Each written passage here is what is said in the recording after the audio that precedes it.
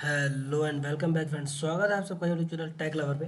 तो जैसा कि हमने अपने मैकेनिकल इंजीनियरिंग की सीरीज़ में अपने शुरू के 5 वीडियोज़ अपलोड कर चुके हैं और आज हम प्रस्तुत हैं आपके सामने अपने मैकेनिकल इंजीनियरिंग के पार्ट 5 के साथ, जिसमें कि आपको उम्मीद है कुछ ना कुछ नया जानने को ज़रूर मिलेगा।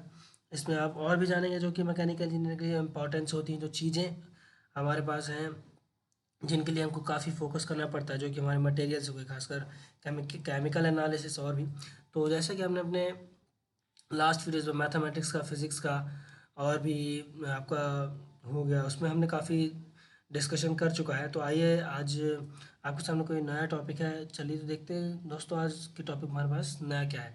तो शुरू करते हैं दोस्तों।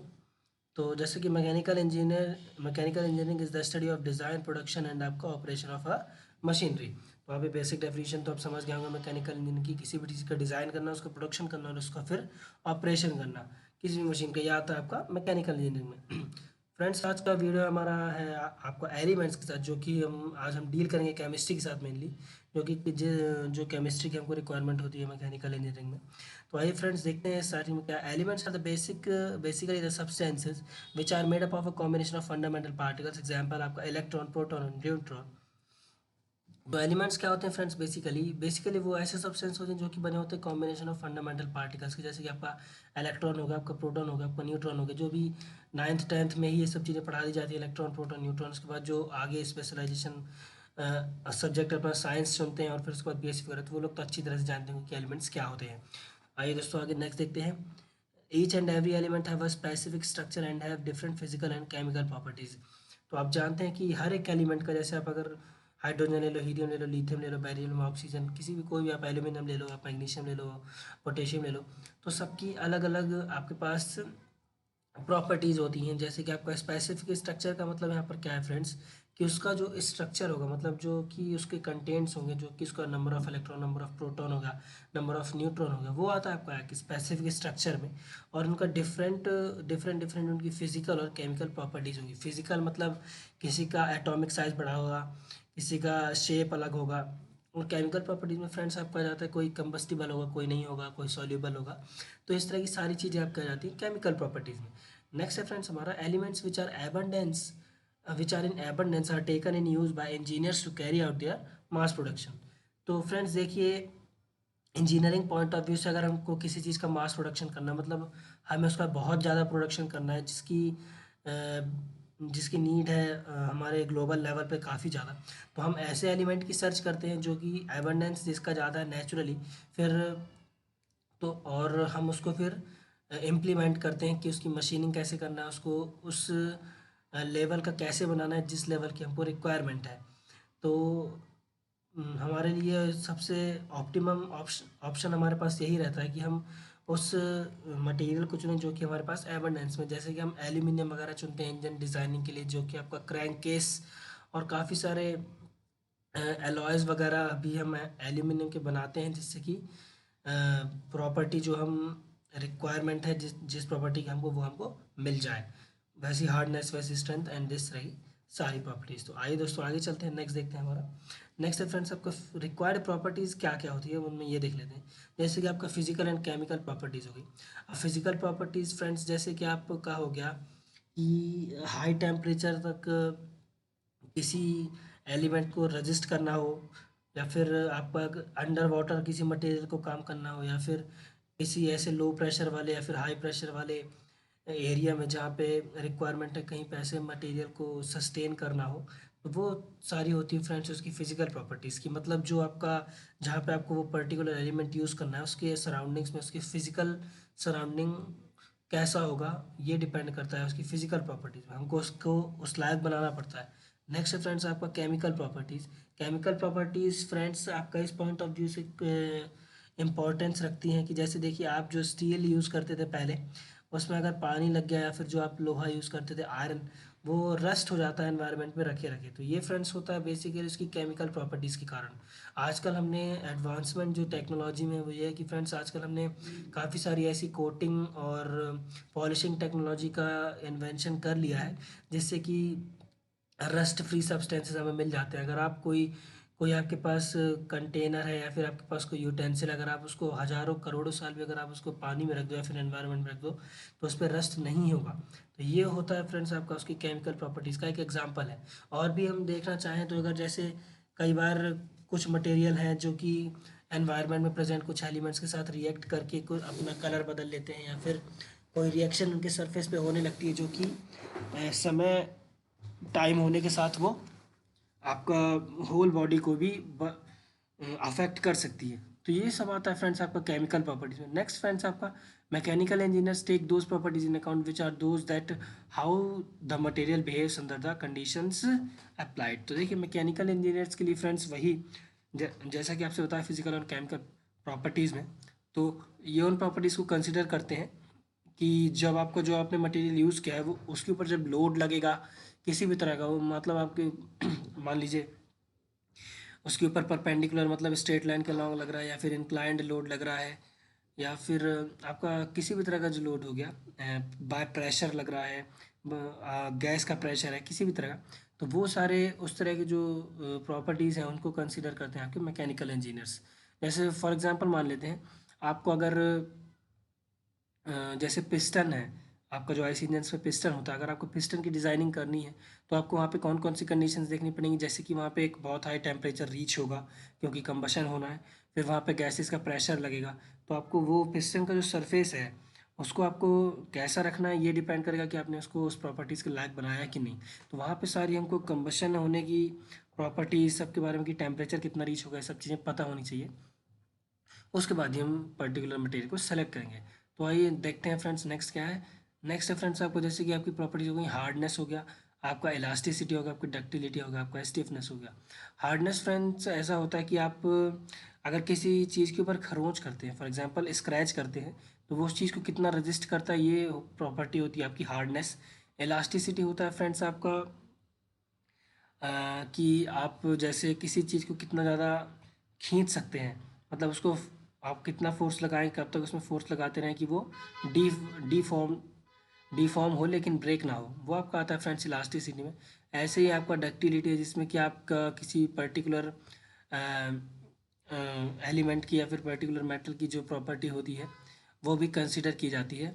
नेक्स्ट है फ्रेंड्स आपका स्टिफनेस। स्टिफनेस आपका फ्रेंड्स होता है जैसे कि आपको अ, किसी स्प्रिंग हो गई या फिर और भी ऐसे हो गए स्पायरल स्प्रिंग हो, स्प्रिंग की स्टिफनेस का काफ़ी अच्छा एग्जांपल है जिसमें कि आपको पोटेंशियल एनर्जी आप स्टोर करते हैं जितनी ज़्यादा चाहें, तो वो एक लिमिटेशन होती है, वही वो उसकी प्रॉपर्टी बताता है कि वो कितनी पर्टिकुलर एनर्जी को स्टोर कर सकता है। स्प्रिंग का एग्जांपल आप देख सकते हैं, जो आप बाइक्स चलाते हैं टू व्हीलर्स, उसमें पीछे जो स्प्रिंग टाइप शॉक एब्जॉर्बर लगे रहते हैं, वो स्प्रिंग वही काम करती है कि जब आपकी बाइक बम्पर से होके निकलती है तो उसके अंदर जो एनर्जी स्टोर होती है फिर उसको वो एब्जॉर्ब करके आपका डिसिपेट करने में काम करता है। आइए नेक्स्ट आगे चलते हैं फ्रेंड्स।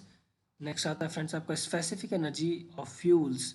यहाँ पे देखिए मैंने पर्टिकुलर लिखा हुआ है, फ्यूल्स के बारे में हम पढ़ेंगे। तो आइए देख लेते हैं पहले स्पेसिफिक एनर्जी क्या होता है। Specific energy of elements is defined as energy produced by applying some ideal conditions on it. तो देखिए specific energy of elements is defined as a energy produced by applying some ideal conditions on it.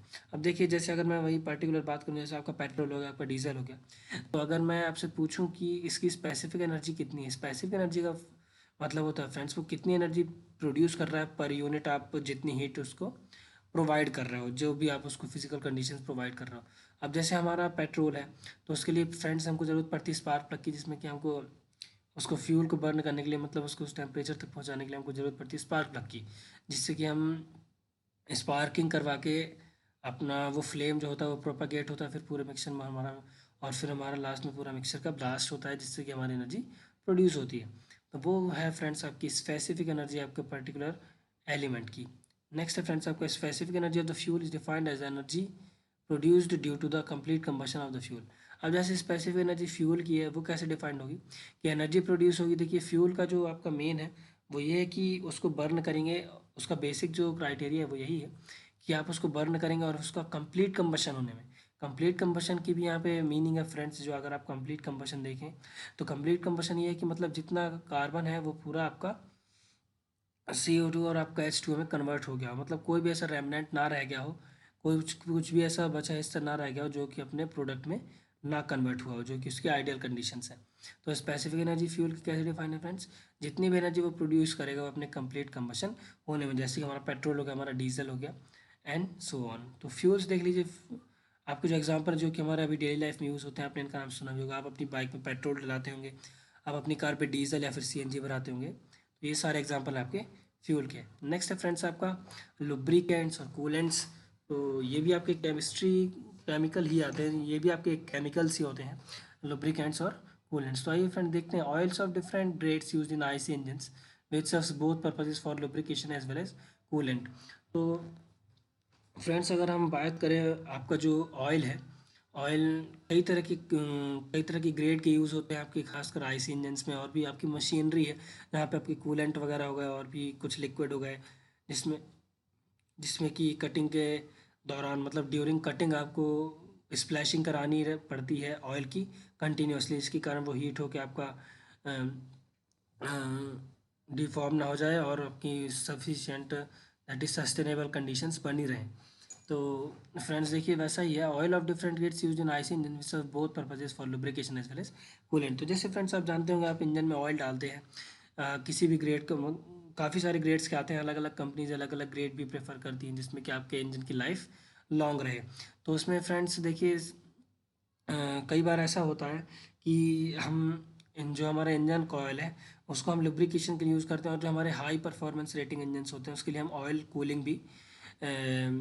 Oil oil cooling की भी हम arrangement करते हैं, जिससे कि आपका जो इंजन है वो ओवर हीट होके जैम ना हो या फिर पिस्टन सीज ना हो, इस तरह की परेशानी ना आए।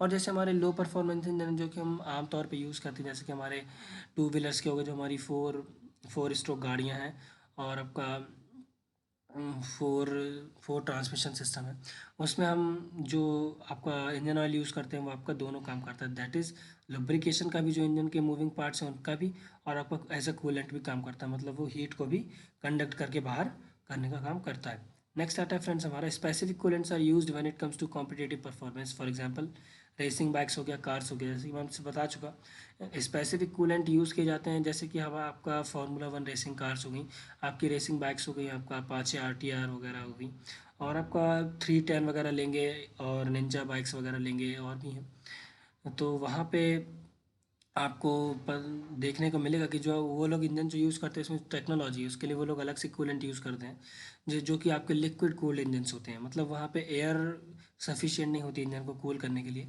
तो स्पेसिफिक कूलेंट्स वहाँ पे यूज़ किए जाते हैं। नेक्स्ट आता है फ्रेंड्स आपको oil as a working fluid in many cases, for example in braking system of disc brakes in cars, bikes also in heavy vehicles. देखिए फ्रेंड्स, जैसे कि आपका ऑयल को हम कई जगह एक वर्किंग फ्लूइड भी लेते हैं, जैसे कि अगर आप ब्रेकिंग सिस्टम देखना चाहें तो हमारा जो बाइक में ब्रेकिंग सिस्टम होता है उसमें अगर आप थोड़ा सा उसमें डीप जाएंगे और उसके बारे में टेक्निकल जानेंगे, तो उसमें क्या होता है फ्रेंड्स, जो आपका ऑयल होता है वो प्रेशर लगाता है पिस्टन के ऊपर, और पिस्टन जो होता है वो बाद में आपके डिस्क के जो कैलिपर्स होते हैं उनको एक्टिवेट करता है और वो प्लेट को पकड़ लेते हैं, डिस्क प्लेट को। तो ये आपका आता है friends basically oil as a working fluid in many cases, जो कि आपको जैसे कि आपका braking system of disc brake in cars हो गया, बाइक में, कार्स और बाइक में आपने डिस्क डिस्क ब्रेक देखे होंगे। हैवी व्हीकल जैसे ट्रक बस वगैरह भी होगी, यहाँ पे भी आपका अगर आप ब्रेकिंग सिस्टम देखेंगे तो उनके अंदर मास्टर सिलेंडर टेंडन सिलेंडर होता है, जिससे कि आपका जो फ्लूइड होता है, जो कि आपका ड्राइवर है वो पैडल को प्रेस करता है, और वो जो आपका फ्लूइड रहता है वो पिस्टन को प्रेस करके आपके ड्रम तक, जो आपके आपका लीवर लगा होता है, कैम लीवर, ब्रेक्स को एक्टिवेट करने के लिए, वो एक्टिवेट होता है उससे, और जहाँ तो एज अ कॉन्सिक्वेंटली आपका जाके ब्रेक लगता है। तो ये हुआ फ्रेंड्स आपका लुब्रिकेंट्स एंड कूलेंट्स के बारे में। फ्रेंड्स नेक्स्ट है फ्रेंड्स आपका क्वेश्चन सेक्शन, जिसमें कि आपको आज बताने हैं name some of the materials used in IC engines. IC engines में कुछ भी जो मटेरियल्स यूज़ होते हैं आपने जिनका नाम सुना हो, जैसे पिस्टन हो गया, क्लच हो गया, आपका क्रैंक केस हो गया, आपकी रिंग्स हो गई, सर्कलिप्स हो गई, पिस्टन रिंग्स हो गई, और आपका क्लच हब हो गया, रोटर हो गया, मैग्नेटो हो गया, आपकी कॉइल्स हो गई। उनमें से आप किसी का भी मटेरियल का नाम बता सकते हैं कि आपका किस मटेरियल का बना होता है।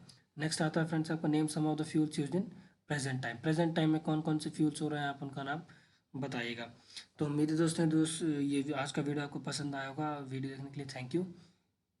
तो मिलते हैं फ्रेंड्स आपसे नेक्स्ट वीडियो में, तब तक के लिए गुड बाय।